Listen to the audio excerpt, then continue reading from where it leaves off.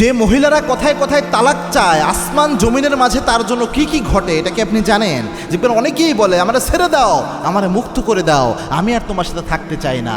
এটা বললে কি হয়, দুইটা হাদিস আপনি এই ক্ষেত্রে শুনেন।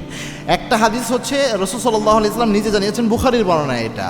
আল্লাহর হাবিব সাল্লাল্লাহু আলাইহি ওয়াসাল্লাম বলেন, ইবলিস শয়তান সমুদ্রের উপর তার আসনকে সমাসীন করে বাইরেটা কালেক্ট করতে থাকে। আজকে কোন দুষ্টজিন কোন অপরাধ করতে পারলো।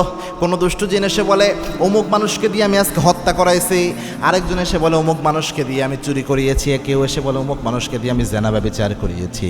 কোনোটাই ইবলিস শয়তান এত খুশি হতে পারে না।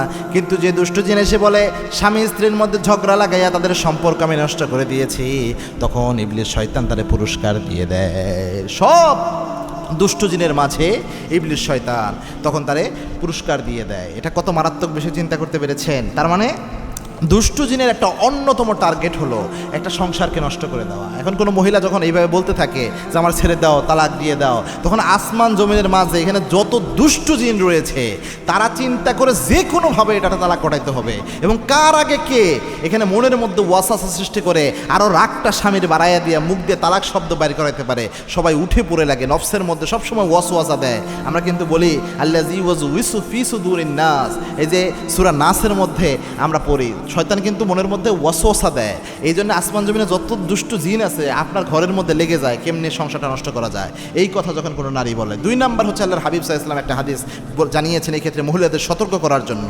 আল্লাহর হাবিব বলেছেন, কোনো মহিলা যদি এইভাবে কথায় কথায় তালাক চায় বিনা কারণে, আল্লাহর হাবিব জানিয়েছেন জান্নাতে যাওয়া তো দূরের কথা, জান্নাতের সুঘ্রাণ ওই নারী কখনো পাবে না, জান্নাতের সুঘ্রাণও পাবে না।